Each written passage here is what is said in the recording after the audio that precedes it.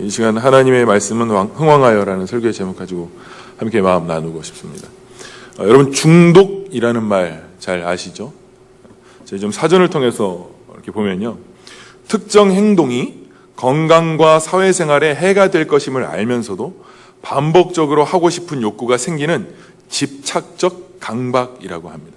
그러니까 그것이 해가 되는 줄 알고, 그것이 안 되는 건 줄 알고, 그것이 좋지 않은 것인 것을 알면서도 그것을 통해서 얻고 싶은 이 욕구 때문에 그 하고 싶은 욕구를 포기하지 않는 이 집착적 강박이라고 합니다. 그래서 알코올 중독도 있고요, 연예인 중독도 있고, 일 중독도 있고요, 요즘 세대가 겪고 있는 스마트폰 중독, 뭐만 조금만 하면 중독이라는 거죠. 중독 세상입니다. 그런데 이 사람들을 향해서 중독자라고 얘기하면 이 사람들은 절대 중독자가 아니라고 얘기합니다. 중독자라고 인정하는 사람들 별로 못 봤습니다. 저는 여러 번 수술실을 이렇게 들락날락 거려 봤습니다. 수술을 마치고 마취가 덜 깬 상태로 한번 이렇게 누워 있었던 적이 있었어요. 수술을 마치고 나온 사람은 바로 이렇게 물을 마시면 이제 안 된다라고 이야기를 하더라고요. 그래서 이제 목이 너무 말라가지고 이제 물을 찾고 이렇게 너무 힘들어서 물을 찾으니까 저희 어머님이 아들이 불쌍해서 이렇게 수건에다 물을 흥건하게 적셔 오신 거예요. 이렇게 쥐어서 짜주면 정말 복음이었을 텐데 먹지도 못할 물을 이렇게 얼굴에 찍어주시는 거예요. 얼마나 더 고통스러웠겠어요. 그때 그렇게 몸도 움직일 수 없는 상태에서 어디서 그런 능력과 지혜가 나타났는지, 지금 죽어도 좋겠다라는 심정으로 어머님 손에 있는 그 수건을 이빨로 물어 뜯었습니다. 뺏어가지고 그거를 막 쭉쭉쭉쭉 빨아먹은 거예요. 지금 당장 죽겠으니까요. 대단한 능력인 거예요. 팔다리도 움직이지 못하는데 고개를 들려서 수건을 확 물어채가지고 그냥 고개를 완전히 돌려서 그걸 빨아먹고 있는 거예요. 살고 싶은 거니까요. 근데 그게 사는 길일까요? 죽는 길일까요? 죽는 길이라는 거죠. 또 한 번은 제가 인터넷 기사에 이런 글을 읽게 되었습니다. 한 알코올 중독자가 정신병원에 이렇게 입원을 하게 된 거예요. 그런데 그렇게 알코올 중독자가 알코올을 섭취하지 못하면 그 목마름을 견딜 수가 없어가지고 이게 참을 수가 없는 이 금단현상이 막 일어난다는 거죠. 몸의 변화가 일어나기 시작하고 분노도 일어나고 화도 일어난다는 거죠. 근데 너무 견딜 수가 없어가지고 이제 간호사가 끌고 다니는 이 카트에 알코올솜을 집어다가 이렇게 씹어 먹었다는 거예요. 이 알코올 중독에 대한 이 알코올을 먹어야만 살 수 있다라고 하는 이 중독자의 이 갈망, 이 목마름, 그 알코올솜을 씹어 먹었다는 거예요. 그럼으로 인해서 상태가 오히려 더 악화가 돼서 결국은 그 알코올 때문에 알코올에 취해서 정신을 잃게 되고 숨지게 되어졌다는 기사를 보게 되어졌습니다. 갈망은 두려움을 뛰어넘는다고 자신의 목마름을 채우기 위한 열심, 능력은요, 적극적이고 자발적이고 누가 동기를 부여하지 않아도 자원하는 마음이 그대로 드러납니다. 이것은 그냥 능력 자체인 거예요. 제가 이 두 사건, 제가 이렇게 수술실을 끝나고 나와서 수건을 씹어 먹는 사건과 이 알코올 중독자의 이 이야기를 제가 접하면서 깜짝 놀란 것은, 먹으면 죽을 줄 알면서, 안 되는 거 알면서, 망하는 길이라는 거 알면서, 그게 끝장나는 길이라는 것 알면서도 지금 당장의 목마름, 내가 이 답답함, 이 간절함을 해결하기 위해서 목숨도 담보로 걸 수 있는 능력이 우리에게 있구나 하는 생각이 들었습니다. 내 목숨 걸고 내가 지금 이 수술을 끝나고 나와서 죽을 수도 있고 덧날 수도 있고 안 된다라고 이야기하는, 죽음을 담보로 이 갈망은 두려움을 뛰어넘을 수도 있구나 하는 생각이 들었습니다. 더 나아가서 내가 하나님을 향한 이 갈망, 목마름, 순종이 정말 이 갈망이 두려움을 뛰어넘는, 목마른 사슴이 시냇물을 찾아 헤매이는 듯한 이 목마름과 이 간절함이 두려움을 뚫고 주님 앞에까지 나아갈 수 있는 일일 수 있느냐 하는 것입니다. 마치 우리를 살게 하시는 그 십자가 앞에 나의 절망을 선고하는 그 십자가 앞으로 기꺼이 달려갈 수 있는 용기가, 나의 실체를 완전히 드러내어 보여줄 수 있는 십자가로 나아갈 수 있는 갈망이 우리에게 있는가? 내 수치가 드러나는 그 두려움들을 뚫고 기꺼이 십자가로 나아가서 나의 죽음을 선언할 수 있는 갈망인가 하는 생각도 들었습니다. 그 금단 현상으로 분노도 일어나고 자신의 중독 본성이 그대로 드러나게 되는 거예요. 갈망은 두려움을 뛰어넘습니다. 자아를 추구하고 만족하기 위해서는 수단과 방법을 가리지 않습니다. 그것이 안 되는 길인 줄을 알면서도 끝까지 그 길을 포기하지 않습니다. 누가 뜯어 말려도 그 능력을 막을 길이 없습니다. 충분한 대가 지불을 하더라도 아깝지가 않습니다. 그럴 수밖에 없었다고 온갖 이유를 붙여가며 자기 변명과 합리화로 늘 자기를 위로하고 연민하고 결국은 궁극적으로 자기가 원하는 일을 하고야 마는 것. 이것이 죄인의 본성을 가진 능력이라는 것입니다. 예수님을 믿는 우리들에게도 이런 목마름, 중독이 있다는 거예요.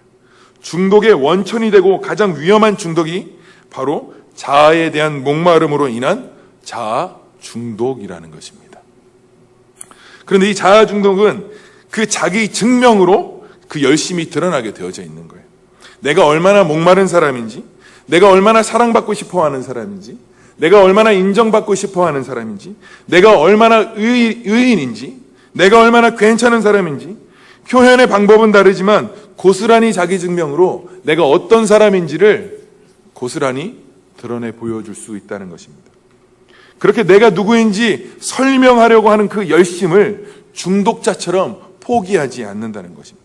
망하는 길인 줄 알면서 그 길이 아닌 것을 알면서도 멈추지 않게 되어져 있습니다. 이것이 우리의 죄인의 본성이고 죄성이라는 것입니다. 내 마음, 내 내면을 조금만 들여다보면 내가 이 작은 일 하나조차도 누구를 위해서 하는지, 어떤 가치를 위해서 하고 있는지 금방 알 수 있게 되어집니다. 모른다라는 건 말도 되지 않습니다. 나에 대해서 나도 잘 모르겠습니다. 나는 왜 그랬는지 내가 잘 모르겠습니다. 생각하지 않았을 뿐이지 모르지 않는다는 것입니다. 조정민 목사님의 그 왜 성령인가라는 책이 있습니다. 그 책에 보면 자아 중독, 그러니까 자기에게 중독된 사람들은 모든 관계의 중심에 자기가 놓여 있지 않으면 화가 난답니다. 그래서 끊임없이 내가 누구인지 자신의 실체를 드러나게 마련이라는 것입니다. 남을 비판하고 판단하고 비교하는 것도 자기 증명의 한 방편이 될 수 있다는 거예요. 육체에 완벽하게 배어있는 옛 자아의 습관이라는 것입니다. 보통 이런 말들 하시죠. 나도 부족한데 얘는 좀 너무한 거 아니야? 이런 말들. 내가 부족하다는 말입니까? 제가 지금 더 못하다는 얘기입니까? 그러니까 겸손을 포장한 정죄와 비판이 될 수 있다는 것입니다. 이런 말들 많이 써보셨습니까? 나도 부족한데 부족한 사람이 왜 이렇게 말이 많은지, 나도 부족한데 쟤는 더 부족하다는 걸 강조해야만 하는, 그렇죠? 그렇게 옛자의 습관을 여전히 따르는 사람들은 나를 기쁘게 해야 하기 때문에, 나를 만족시켜야 하기 때문에 하나님을 도무지 기쁘게 하실 수 없다라는 거예요. 왜냐하면 그것은 하나님께서 관심 밖의 일이라고 여기고 있는 일이기 때문인 거예요. 그러면 우리는 어떻게 이 자아 중독에서 벗어날 수 있는지, 어떻게 여기서부터 우리는 자유할 수 있는지. 여러분, 우리는 이 자아 중독을 끝까지 붙들고 살면서도 자유하다고 이야기합니다. 자아에게 붙들려 살고 자아에게 종로로 타면서도 자유하다고 말합니다. 그렇지 않다는 것입니다. 여러분, 우리가 자기 내면을 들여다보지 못하고 자기가 자아 중독에 걸린 자임을 인정하지 못하면 그 사람은 절대로 자아 중독에서 벗어날 수가 없습니다. 우리가 얼마나 교묘하냐면요, 살아계신 하나님의 말씀까지도 자아 중독을 위해서, 자기 합리화, 자기 변명, 자기 연민을 위하여서 얼마든지 사용할 수 있다는 거예요. 얼마든지 사용할 수 있다는 거예요.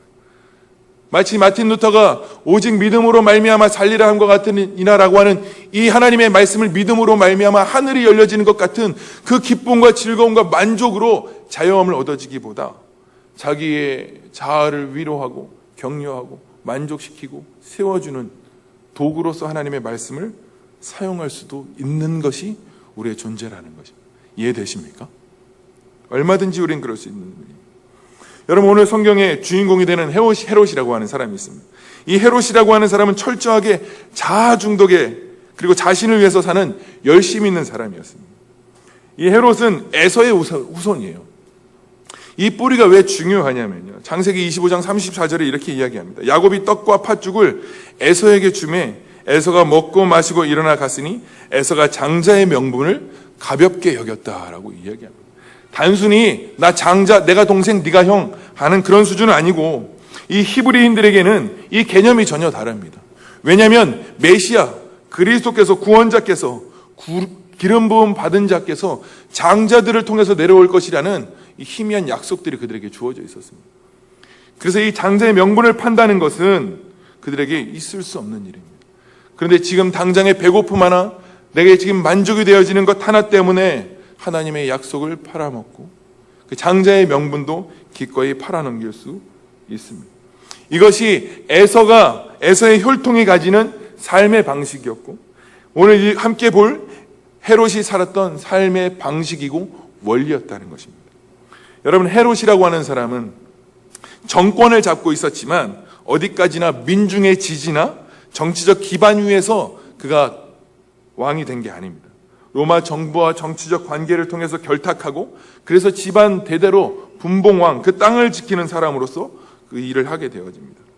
그래서 로마 정권에도 잘 보여야 하기 때문에 로마의 그 가치와 철학들을 그대로 받아들이게 됩니다. 자기의 왕권을 지키기 위해서요. 그리고 그 황폐한 땅을 엄청난 위용을 담은 로마의 철학과 가치와 문화와 정신이 담긴 도시 가이사라를 만들어서 로마 황제에게 헌정했던 사람입니다. 그리고 그 가운데 로마 황제를 숭상하는 신전까지 세워서 왕에게 바쳤던 사람입니다. 철저하게 자신의 왕권을 유지하기 위한 열심뿐이었습니다. 게다가 자신의 에서의 혈통이라고 하는 이 약점 때문에 유대인들에게 배척을 받고 적통으로 받아들여지지 않는 이 약점 때문에 자신을 받아주지 않으니까 유대인들의 마음을 사기 위하여서, 그들의 표를 얻기 위하여서 애를 써야 하는데 그 한 가지 방편이 무엇이었냐면 그리스도인들을 죽이는 일이었습니다. 사도행전 12장 1절과 2절 3절에 그때 헤롯 왕이 손을 들어 교회 중에서 몇 사람을 해하려여 요한의 형제 야고보를 칼로 죽이니 유대인들이 이 일을 기뻐하는 것을 보고 베드로도 잡으려 할세 때는 무교절 기간이라. 그런데 이 모습이 우리의 내면의 한켠에 자리 잡고 있는 삶의 원리가 되고 방식이 될 수 있다는 거예요. 이런 헤롯의 요인이, 헤롯의 삶의 방식이 우리에게는 있지 않는지 한 번쯤 들여다보고 확인해보고 점검해 봐야 한다는 것입니다. 자신의 명분을, 자신의 유익과 만족을 위해서, 그리고 자아 중독의 목마름을 채우기 위해서 유대인들이 기뻐하는 것을 정확히 보고 있었습니다. 유대인들이 무엇을 기뻐하는지 헤롯은 너무 잘 알고 있었습니다. 그런데 그 유대인들이 기뻐하는 기쁨은 곧 자신의 만족, 자신의 기쁨을 채워줄 명분이었습니다. 야고보를 죽인 헤롯의 의도가 바로 민심이었습니다. 그들의 표를 얻기 위하여서, 그들의 표를 얻어야만 내가 왕권을 유지할 수 있기 때문에, 결국 그들을 위한 게 아니라 나를 위한 대가 지불 정도로 그리스도인들을 죽이는 것 뿐이었습니다. 그들의 기쁨을 채워줌으로써 내게 돌아오는 무엇이 있었을까요? 만족과 기쁨이 있었기 때문이라는 거예요. 이것이 헤롯이 삶을 살아가는 삶의 원리이고 방식이었다는 거예요. 오로지 자아 중독의 자기를 위하여서 자기 만족과 자기의 기쁨, 자아 추구를 위해서 달려가는 일뿐이라는 거예요. 이것이 육의 사람의 한계라는 것입니다. 이런 모습은 우리 그리스도인들의 내면 구석구석에도 자리 잡고 있습니다. 명분과 마음은 그리스도를 위해서 산다라고 말하고, 그것이 우리의 표대라고도 말하고, 그것이 우리의 목적이라고도 말하는데, 육체의 소욕은 점점 더 자아의 중독에서 벗어나지 아니하고 오히려 그 자아 중독, 자아 추구, 자기 증명을 위하여서 끊임없이 달려간다는 것입니다. 오늘 성경에 보니까 19절과 20절에 헤롯이 그를 찾아보지 못하며 파수꾼들을 신문하고 죽이라 명하니 헤롯이 유대를 떠나 가이사라로 내려가서 머무니라. 헤롯이 두로와 시돈 사람들을 대단히 노여워하니 그들의 지방이 왕국에서 나는 양식을 먹는 까닭에 한마음으로 그에게 나아와 왕의 침소 맡은 신하 블라스도를 설득하여 화목하기를 청한지라. 여러분, 두로와 시돈은 유대 땅이 아니라 이방 땅입니다. 지중해 해변 도시인데요, 이게 물질적으로 굉장히 풍요로운 도시였다라고 합니다. 솔로몬이 그 큰 왕골, 궁궐을 지을 때에도 이곳에서 모든 물자들을 조달받을 만큼 굉장하게 부유한 도시였다는 거예요. 그런데 이 엄청난 부를 자랑했던 이곳이, 그리고 이곳에 한 가지 약점이 무엇이었냐면 식량이 부족했다는 거예요. 바닷가, 해변가, 항구 도시였기 때문에 여기는 도시에 약점이 있다는 거예요. 그래서 요세푸스라고 하는 사람이, 그 학자의 이야기에 따르면 이곳은 식량이 부족했기 때문에 유대인들에게 식량을 사 먹어야 했다는 것입니다. 헤롯이 이 약점을 알고 목조르기를 시작합니다. 무엇이냐면 식량 공급을 차단하기 시작하는 것입니다. 그래서 어떻게 하는 거죠? 자신을 칭송하게 만들고 자신을 따라가오게 만들고 자신에게 굴복시키는 일을 감행하지 않습니다. 유대의 교대사라고 하는 책에 나오는 한 역사가는 이렇게 이야기합니다.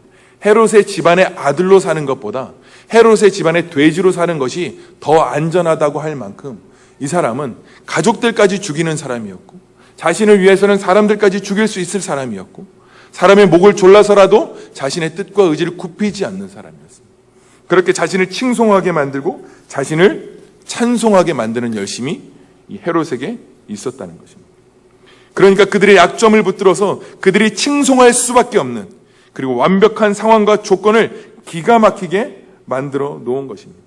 그래서 오늘 21절 헤롯이 나를 택하여 왕복을 입고 단상에 앉아 백성에게 연설하니, 이 연설이 물론 역사가에 의하면 이 사람은 굉장한 탁월한 연설가였다라고 이야기하지만 그 친성과 찬정이 정말이었고 진심이었을까요?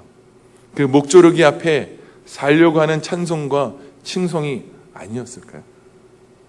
제가 이 말씀을 묵상하면서 저의 옛자아의 모습들, 죄된 죄의 습관들을 들여다보게 됩니다. 여러분들의 삶에는 헤롯과 같은 내 자아가 혹시 있지 않습니까? 혹시 여전히 헤롯의 방식으로, 헤롯의 삶으로, 여전히 헤롯이 추구하는 그 삶의 방식으로 여전히 우리 살아가고 있지 않습니까? 가정에서, 교회 공동체 안에서, 사역 안에서. 남들은 알아볼 수 없지만 내 내면은, 내 양심은 그리스도와 하나님 앞에서 그리고 그분과의 관계 안에서 우리는 부인할 수 없을 것입니다. 여러분, 제가 청년 시절에 이 사랑받고 싶고 그리스도인으로서 인정받고 싶은 갈망이 있었습니다. 그때는 몰랐습니다. 그게 또 맞는 줄 알았습니다. 그게 믿음이라고 착각하며 달려온 시간들이 있었습니다. 열심히 하면 믿음 좋은 사람, 예배당 열심히 잘 참석하면 괜찮은 그리스도인인 줄 알고 착각하고 달리던 때가 있었습니다. 그런데 그때 그 사랑받고 싶고 인정받고 싶은 이 목마름을 숨긴 채 빗자루를 들고 교회 바닥을 열심히 쓸면서 어떻게 내가 괜찮은 사람일까? 어떻게 나는 열심히 있는 사람일까? 어떻게 하면 내가 혼자서 이 넓은 바닥을 다 쓰는 사람으로 칭송받을 수 있을까? 괜찮은 사람으로 보여질까? 믿은 사람으로 보여줄까? 라고 애쓰고 수고하고 있었다라는 거예요. 빗자루 하나 들면서 별 생각을 다 하고 사는 인생. 그것을 통해서 내가 얻고 싶은 것은 다른 것이 아니었습니다. 그렇게 사람들이 괜찮은 사람이라고, 믿음 좋은 청년이라고, 아이 저렇게 교회에 온 지 얼마 안 돼서 저렇게 열심히 하는 청년, 믿음 대단하다라고 말할 수 있는, 그렇게 사람들이 환호해 줄수록 저는 더 열심히 해야 했고 그 원하는 만족이 돌아오지 않으면 폭삭 주저앉아 버리게 되어지는 것입니다. 그 만족 얻기 위해서 수고하고 애쓰고 다름박질하는 것입니다. 그것이 교회를 섬기는 일도 아닌 하나님의 영광을 위한 것도 아니라 오직 나의 만족과 유익을 위한 대가지불이었지 그것은 결코 주님을 위한 영광이 아니었다라고 하는 사실입니다. 초신자였던 제가 그럴수록 사람들은 변화되고 잘 자라는 것 같다라고 말을 해줍니다. 그러나 제가 인정받고 사랑받고 사람들을 좌지우지하고 조종하고 흔들며 자기 만족을 추구하느라 끊임없이 투쟁하는 이 자아의 중심은 한 번도 바뀐 적이 없었다는 거예요. 열심히 하는 모습은 있었죠. 예배당 열심히 나오는 저의 열심도 있었죠. 충성하고 헌신하고 수고하는 열심, 그 애씀 남들이 다 알아줄 정도로 대단하고 말해줄 수 있을 만큼 변화되어지는 육체적 변화는 있었습니다. 그러나 복음 앞에서 이 자아 사랑의 중심, 자아 추구 자기 증명의 중심은 한 번도 바뀐 적 없이 살아가고 있었던 것. 그게 저의 내면의 실상이었습니다. 여러분, 내면이 변하지 않으면 그건 결코 변하지 않는 것입니다. 내 삶의 습관 하나 바뀌었다고 그것이 변화라고 말할 수 없습니다. 우리의 내면이 변하지 않으면, 자아 중독, 자아 추구, 자기 증명의 내면이 바뀌지 않으면 그는 하나도 변한 것이 아닐 수 있다는 것입니다. 저는 잘 변하고 있는 줄 알았습니다. 그 정도 하면 괜찮은 사람이라고, 교회에서 사람들이 평판을 좀 주면 아, 이 정도 평판은 나는 괜찮은 사람이구나, 또는 그 평판을 유지하기 위해서 억지로 죽기에 무서워 종노릇하는 수준이 제가 하는 종교 행위의 열심일 뿐이었습니다. 그런데 자아사랑의 중심은 한 번도 바뀌어져 본 적이 없다는 것입니다. 여러분, 이런 변화를 가지고 계십니까? 그러다가 십자가의 복음 앞에 저의 실상을 마주하고 내가 얼마나 그리스도가 필요한 사람인지, 얼마나 하나님은 내 마음 두기 싫어하는 존재인지, 얼마나 내가 하나님을 반역하는 자로서 살아가는지, 얼마나 내 마음에 그 임금의 자리에 하나님을 끌어내리려고 하는 존재인지를 그 십자가 앞에서 결국 발견하게 되어지는 절망을 경험하게 되어졌습니다. 도덕적 수고와 애씀과 수고로움으로 결코 되어질 수 없는 헤롯의 방식으로 살고 헤롯의 모습으로 살고 헤롯으로 살아가는 자신의 절망을 십자가 앞에서 비로소 보게 되어졌습니다. 그러고 나니까 교회에서 빗자루질 한번 하는 것도 정말 하나님 경외함 없이는 안 되는구나. 빗자루 하나질 하나 하는 것도, 교회에서 청소 하나 하는 것도 하나님 경외함 없이는 절대로 안 되는 일이구나. 이것을 십자가 안에서 발견하게 됩니다. 그런데 내가 자기 증명하고 자아 사랑의 중독에 빠져 있을 때 누군가 그 빗자루 뺏어가면 그렇게 분하고 억울하고 괴롭습니다. 왜 그렇죠? 그 빗자루는 내가 얻어야 할 또 다른 만족과 기쁨들이 있기 때문입니다. 결국 다툼과 싸움과 분노하고 화나고 서운하고 상처받는 일이 무엇인 줄 아십니까? 누군가 내 빗자루 뺏어갔다는 거예요. 내가 얻어야 할 그 어떤 것들 누군가 뺏어갔기 때문이에요. 그 넘어 있는 자아 추구의 열심 때문입니다. 그 빗자루 하나 빼앗기기 싫어서 지체를 무너뜨리고 성전을 무너뜨리고 하나님을 반역하는 그 자아를 발견하게 되는 것입니다. 그리고 그 같이 떨어져 나가면 죽을까봐 끝까지 두려워서 붙들고 사는 불쌍한 인생이었다는 거예요. 나에게 죽도록 종노릇하며 죽기에 무서워서 종노릇하는 인생이라는 사실을 부인할 수가 없었습니다. 내가 얼마나 음탕하고 도적질하며 살인은 하는 자였는지, 그 음탕과 도적질함과 살인함 뒤에 넘어있는 가치를 위해서는 얼마든지 대가집을 할 수 있고, 얼마든지 하나님을 향해서 뒤돌아설 수 있고, 얼마든지 지체들을 무너뜨릴 수 있는, 얼마든지 남들도 속일 수 있는 그 심각한 자아 중독이 저희 삶의 실체임을 부인할 수가 없습니다. 여러분, 여러분의 외면 말고요, 여러분의 내면 건강하십니까? 십자가 앞에서 정말 괜찮으신 내면이십니까? 우리는 그 내면이 하나님 앞에 맑게 드러날 때 우리 완전한 절망, 그 율법 하나님에 의해서 내게 사형 선고가 내려질 수밖에 없는 존재라는 사실들을 맑게 보게 되어집니다. 죄의 열매뿐만 아니라 나의 죄성이 하나님 앞에서 어떤 죄성인지, 얼마든지 내게는 남들과 똑같은 죄를 짓고도 남을 만한 죄성, 그 불씨가 내게 있다는 것을 부인할 수 없을 것입니다. 여러분, 가스통 앞에 횃불을 들고 가는 자와 성냥개비 들고 가는 자 중에 어떤 자가 제일 위험하겠습니까? 잘 모르십니까? 누구든지 가스통만 만나면 위험한 것입니다. 죄의 열매가 죄의 열매가 횃불이냐, 죄의 열매가 지금 성냥개비냐, 이것 가지고 우리가 죄인을 논해야 될 게 아니고, 우리의 불씨 같은 이 죄성은 가스통과 같은 상황과 조건만 만나면 언제든지 터질 수 있는 우리 심각한 무시무시한 죄성이 우리 안에 숨겨져 있다는 것입니다. 그것이 우리의 내면이고 헤롯의 마음이었습니다. 그것으로 주님을 찬송하고 그것으로 하나님 영광을 돌린다, 있을 수 없는 말임을 내 양심이 알고 주님이 하신다는 것을 우리 모두가 부인할 수 없을 것입니다. 그렇게 하나님의 영광을 돌린다고 한들 그 양심이 하나님 앞에 진짜 기쁨과 감사로 드려질 수 있을까요? 아니요, 절대로 그렇지 않다는 것입니다. 많은 그리스도의 이 갈림길 안에서 고통하고 괴로워하고 자유하고 싶은 마음들이 있다는 것입니다. 사실 우리가 하나님을 경외한다고 말하지만 실제적으로는 우리를 진단하는 성경의 말씀은 우리가 하나님을 두려워함이 없다는 것입니다. 하나님 두려움 없이 살 수 있다는 것입니다. 하나님 늘 내 친구니까, 하나님 늘 사랑을 베풀어 주시는 분이시니까, 그 사랑 때문에 하나님께로 더 가까이 가야 하는데 하나님을 향한 두려움마저도 사라진다는 것입니다. 여러분, 당뇨병 하나 걸리면, 전 당뇨병에 걸려본 적은 없습니다. 당뇨병에 걸리면 합병증이 정말 무섭다고 하더라고요. 그런데 모든 병이 그렇지만 그 병을 위험을 모를 때는 병에 걸릴 만한 행동을 마음 놓고 합니다. 맞나요? 막 기름진 거 막 먹고 몸에 좋지도 않은 인스턴트 계속 먹어가면서 병에 걸릴 만한 행동을 마음 놓고 합니다.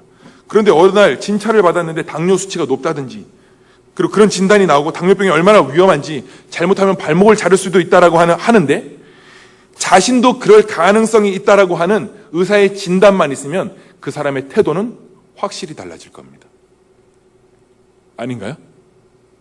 그런 진단만 우리에게 내려지면 그때부터 우리의 태도는 분명하게 달라질 것입니다.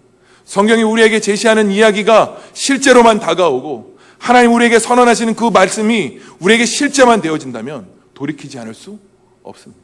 그것이 믿음이라면, 그것이 망하는 길이라고 주님이 가르쳐 주시고 그것이 사망의 길이라고 주님 말씀하여 주시면 우리의 태도는 그 믿음이 실제일 때 우리는 반응하게 되어져 있고 움직이게 되어져 있고 그 태도는 분명하게 바뀌게 되어져 있습니다. 그런데 하나님의 살아계신 하나님의 말씀은 우리에게 어떤 효험도 되어지지 못하는 것은 우리가 그것을 믿음으로 받아들이지 못하기 때문이라는 것입니다. 여러분, 오늘 고백했던 것처럼 이것이 우리의 실상이라면, 헤롯의 삶이라면 돌이켜야 되지 않겠습니까? 오늘 21절, 22절, 23절에 헤롯이 나를 택하여 왕복을 입고 단상에 앉아 백성에게 연설했다고 이야기합니다. 오늘 주석을 보니까 이 헤롯은 굉장히 은빛이 나는 굉장히 화려한 왕복을 입고 그 위에 앉았다고 이야기합니다. 많은 사람들이 헤롯을 향해서 찬송하고 칭송했습니다. 그런데 헤롯은 그것을 받아들이고 수용하고 하나님께 영광을 돌리지 않았다고 이야기합니다. 이것이 무엇이냐면 자기를 위한 모든 열심들이었기 때문이라고 이야기하고 있는 것입니다. 여러분, 이것이 우리의 실상이라면 돌이켜야 하지 않겠습니까? 내가 누구인지 어떤 사람인지 자기 증명을 포기해야 하지 않을까요? 그래서 주님이 하시는 일이, 헤롯에게 주님이 하시는 일이 무엇이었습니까? 죽이시는 일이었습니다. 여러분, 우리도 다 그렇게 옛 자아의, 그 자아의 죄된 생명에 종노릇하면서 살았던 우리들입니다. 늘 거기에 종노릇하면서 그것이 맞는 것이냐, 그것이 믿음인 양 착각하고 달리는 열심이었습니다. 그런 우리들에게 주님이 하시는 일은 무엇이었냐면 죽이는 일이었습니다. 무엇을 죽이시냐면 우리의 십자가에서 옛 자아와 옛 생명을 십자가에 못 박는 일을 우리에게 준비해 놓으셨다는 것입니다. 여러분, 예수님이 십자가에서 죽으실 때 그 길을 몰랐던 제자들은 다 뜯어 말렸습니다. 주님, 안 됩니다. 장사된다니요. 그럴 수 없습니다. 라고 모두 말리는 그때 마리아라고 하는 이 한 여인이 옥합을 깨트려서 그 향유를 주님께 부어드림으로 장례를 미리 준비했습니다. 누가 십자가 사건을 나 자신의 완전한 구원을 이루기 위한 주님의 유일한 마지막 선택인 줄 알았을까요? 마리아 혼자 알고 있었을 거예요. 마리아는 그 사실을 알았습니다. 만약에 우리도 이 사실을 미리 알았더라면 오히려 주님에게 부탁을 했을 거예요. 주님, 십자가로 가주십시오. 십자가에서 나에서 함께 죽어주십시오. 우리를 위해서 죽어주십시오라고 부탁을 했을 것입니다. 우리가 좀 성숙한 그리스도인이라고 말하고 성숙한 길에 섰다고 하면 우리가 하나님을 기쁘시게 하고 하나님의 뜻대로 살아야 되겠다라고 하는 이 선언들을 우리 스스로 하게 되어집니다. 그런데 그 선언을 하고 결단을 하고 나서 그 소원은 분명하고 내 마음의 갈망은 분명한데 아무리 애를 써도 안 되는 자신의 실체를 그대로 마주하게 될 것입니다. 그대로 보게 될 것입니다. 그래서 자아 길들이기도 해봅니다. 스스로 자아 죽이기도 해봅니다.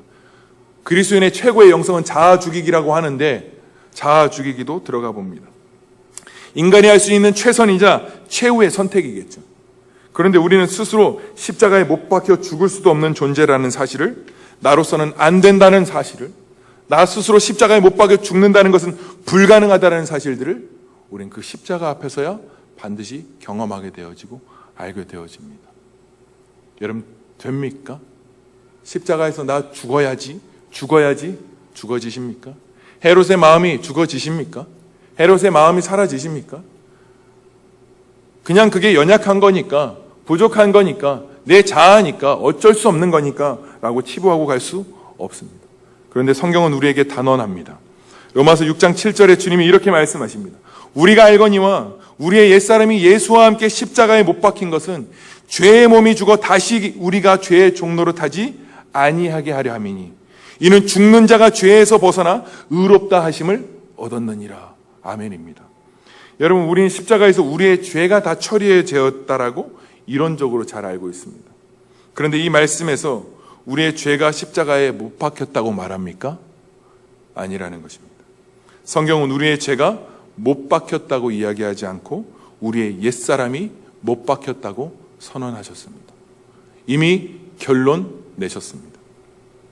죄의 몸이 죽어야 이 병든 자의 실체가 죽어야 죄에서 종노릇하지 아니하고 나에게 종노릇하지 않으며 살 수 있다라고 성경이 이야기합니다.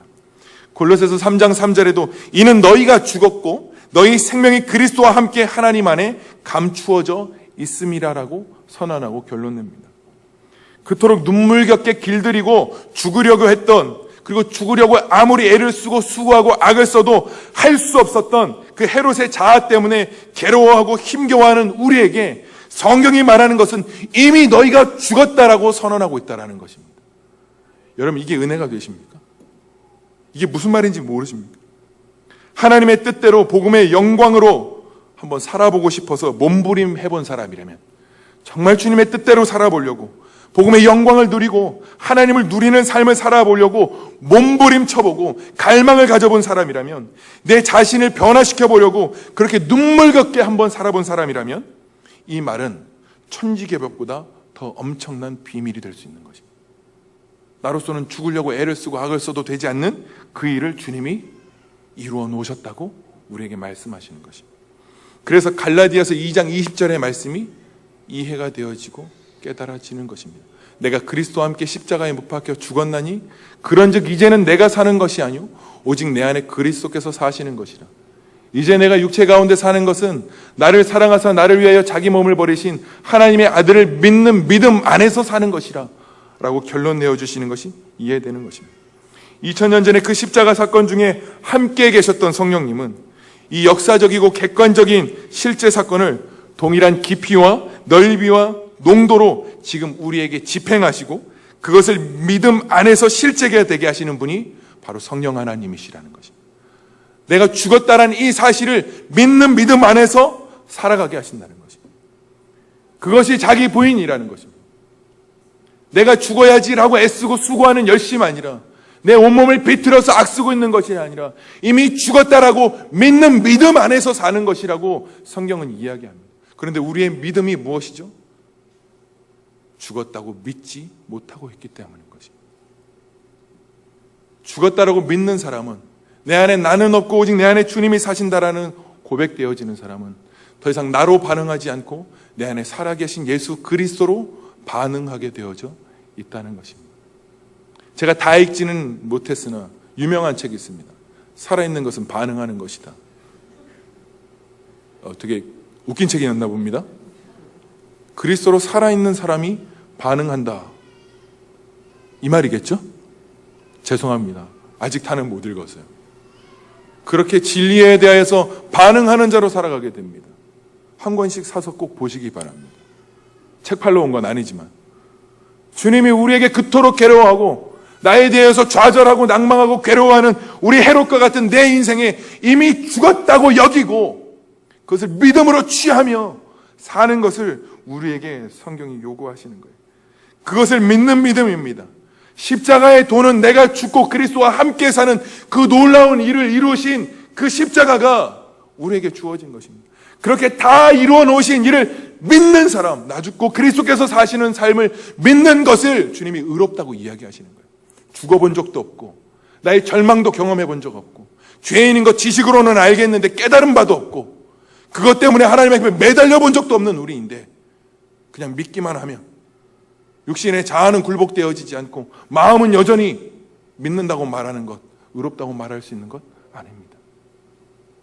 주님이 의롭다고 말씀하시는 그 믿음은 그 십자가의 도, 온전한, 완전한, 전부 총체계적인 것 전부를 믿는 것을 의롭다고 말씀하시는 것입니다.